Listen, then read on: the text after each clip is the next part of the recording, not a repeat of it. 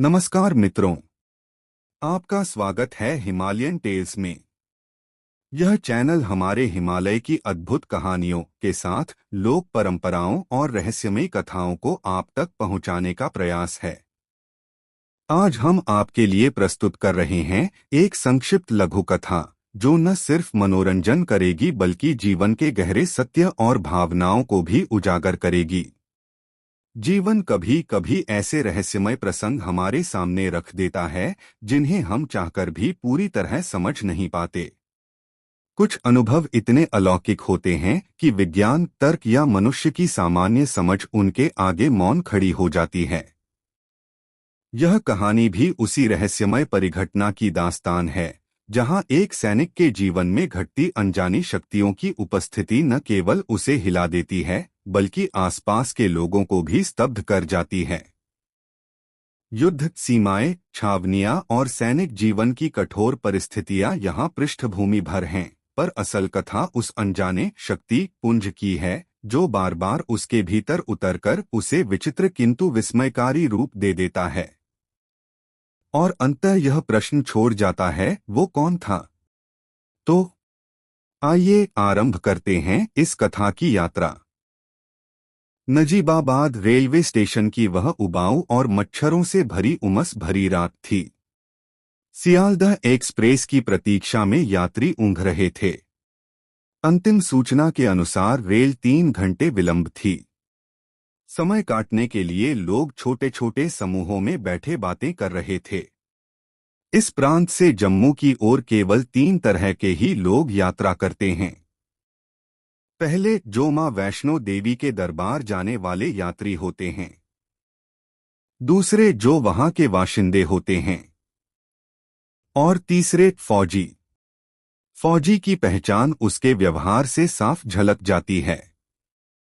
कभी अपनी कसक को झूठे ठहाकों में छुपाने की असफल कोशिश करता है, कभी अंधेरे के किसी कोने में गुमसुम खड़ा हो जाता है, तो कभी पैरों की ठोकरों से किसी प्लास्टिक कप को फुटबॉल बनाकर दूर फेंकने लगता है। अंतर की पीड़ा स्पष्ट रूप से बाहर दिखती है। तभी गाड़ी आने की सूचना ने सबको सचेत कर दिया। सब कुछ यंत्रचालित सा हो गया और गाड़ी सभी को अपने भीतर समेट किसी अजगर की भांति पटरी पर रेंगने लगी। इंजन का लंबा हॉर्न स्टेशन छूटने का संकेत देता हुआ अंधेरे में अग्निबेताल की लाल धधकती आंखों की तरह गहन तिमिर में लुप्त हो गया। लक्सर, सहारनपुर, जालंधर, पठानकोट को पीछे छोड़ते हुए रेल जम्मू के रेलवे स्टेशन की चिल्लपों के बीच आ खड़ी हुई। जवान फुर्ती से उतरकर स्टेशन के एग्जिट की ओर बढ़ चले। सीमा की अंतिम छावनी पलामवाला पंजदूत गांव के अगले छोर पर बनी पोस्ट थी, शंख। आज वहां तैनाती का तीसरा दिन था।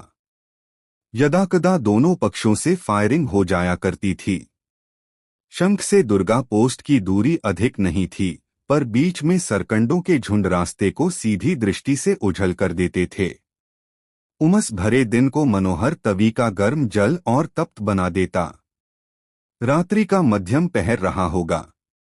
बंध के ऊपर और पोस्ट के सामने की सड़क पर 2 संतरी तैनात थे।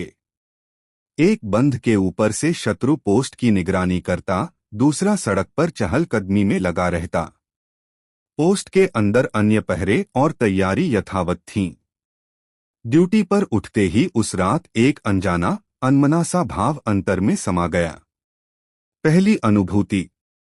पहरे का लगभग पौना घंटा बीता होगा कि मन अतीत में हुए युद्ध की ओर चला गया। एक ऊंचे स्थान से नजर पड़ी टूटा हुआ मनोहर तवी का पुल, जिसके आसपास क्षतिग्रस्त टैंक और गाड़ियां बिखरी पड़ी थीं। तभी जाने क्या हुआ, अंतस्थल में किसी विद्युत ऊर्जा का संचार सा हुआ, जैसे नसों में रक्त का वेग बढ़ गया हो। शरीर हल्का हो गया। कंधे पर टंगी लोडेड राइफल तिनकेसी लगने लगी। सांसें तेज हो गईं, नथुनों से निकलती हवा का वेग नीचे खड़े संतरी तक पहुंचने लगा। संतरी संजय दास ने पुकारा, क्या हुआ? वह ऊपर आया और बोला, जा, मैं खड़ा होता हूं। तू नीचे जाकर पानी से मुंह धो ले, शायद नींद आ रही होगी। फिर आ जाना। किसी तरह खामोश हैंडपंप तक पहुंचा। 2-4 बार पानी निकाला, तभी मुख से अजीब सी गुर्राने की आवाज निकलने लगी। कैंप से संतरी आकर मेरी राइफल उतार कर रख दी, पर मेरे हाथ से हैंडपंप का पतला हत्था छुड़ा न सका। जाने कहां से इतनी प्रबल शक्ति आ गई कि हत्थे को रस्सी की तरह घुमा दिया। तब तक अन्य सिपाही भी आ गए और मुझे उठाकर बैरक में ले गए। सुबह जब लोगों ने देखा कि हैंडपंप का हैंडल मुड़ चुका है, तो किसी को यकीन ही नहीं हुआ कि यह किसी सामान्य इंसान का काम हो सकता है। यह मेरी पहली अनुभूति थी। शक्ति का विस्तार। मुझे पोस्ट से बदलकर छम्म बंध के बेस पोस्ट में रखा गया। सुबह सबने इसे मजाक समझ भुला दिया, लेकिन उसी रात खाने के बाद फिर अचानक अनुभव हुआ जैसे मेरा कद बढ़ गया हो और मैं यूकेलिप्टस के पेड़ों की चोटी के बराबर पहुंच गया हूं। बैरक छोटे से डिब्बे लगने लगे, इंसान चींटियों जैसे प्रतीत होने लगे।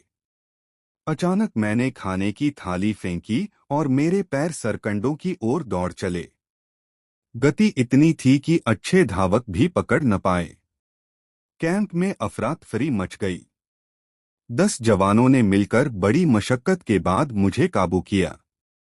तब गुरुनाम नाम के एक नायक ने कुछ मंत्र पढ़कर पानी का छींटा मारा, तब जाकर मैं सामान्य हुआ। उसने कहा, जवान किसी शक्तिशाली आत्मा के गिरफ्त में हैं। बात आई गई हो गई। पोस्टिंग बदलती रही, पर उस तीव्र शक्ति संचार की झलक बीच बीच में होती रही। लोंगेवाला की घटना। स्थान राजस्थान का लोंगेवाला। तपती दोपहर। रेत के टीलों के बीच पुराने किले के पास कीकर की छाव तले लंगर का टेंट लगा था। कोयले की धधकती भट्टी पर भोजन तैयार हो रहा था। कुछ जवान रोटियां सेंककर खा रहे थे। मैं भी पानी की पखाल पर बैठकर दोपहर का भोजन कर रहा था कि अचानक वही विस्फोटक ऊर्जा शरीर में भर गई। एक झटके में दृश्य बदल गया। जवान छोटे छोटे लगने लगे। मैं उठ खड़ा हुआ और पानी से भरी पखाल सिर पर उठाकर धधकती भट्टी में दे मारी। धमाके से सारी आग भग से बुझ गई। धुआं चारों ओर फैल गया। उस दिन भी जवानों को काबू करने में बड़ी मेहनत लगी। कुछ शिगुफे बने और मामला फिर दब गया। गांव की भयावह रात। छुट्टियों में गांव गया था। एक शाम छत पर बैठा था कि अचानक शक्तिपुंज प्रकट हुआ। मां ने पहचान लिया। भगदड़ मच गई। धूप दीप जलाए गए। किसी ने एक मुर्गा लाकर बलि का प्रलोभन दिया। तभी वह शक्ति मेरे हाथों से उस जिंदा मुर्गे को गर्दन मरोड़कर कच्चा ही चबा गई। कपड़े खून से भर गए। माँ पिताजी घबरा गए। कई पूजा करवाई, उपाय किए, पर अनुभूति भीतर गहराई में बनी रही। धौली उढियार का अलौकिक अनुभव। किसी सुझाव पर मैं पहुंचा धौली उढियार। यह स्थान पौराणिक महत्व का था। कहते हैं वहां साधु संत तंत्र साधना करते थे। उस दिन विशाल अलाव जल रहा था। चारों ओर भैरव शक्तियों का आवाहन, माता के रूपों का जागरण, ढोलनगाड़ों की गूंज, जागृत आत्माओं का नृत्य। अचानक मुझे किसी शक्ति ने उठा खड़ा किया और मैं अलाव के बीच तांडव करने लगा। धधकते अंगार मेरे लिए शीतल थे। लोग पास आने की कोशिश करते पर कोई छू न पाता। मेरी ठोकर से लकड़ी बिखरकर दूर गिरी और आग बुझकर धुएं में बदल गई।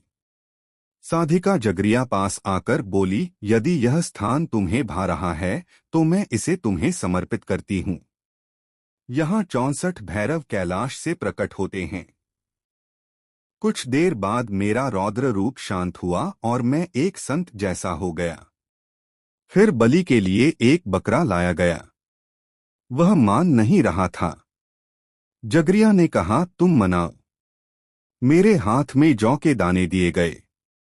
मैं उसके कान में कुछ फुसफुसाया और जौ उसके ऊपर फेंक दिए। चमत्कार हुआ।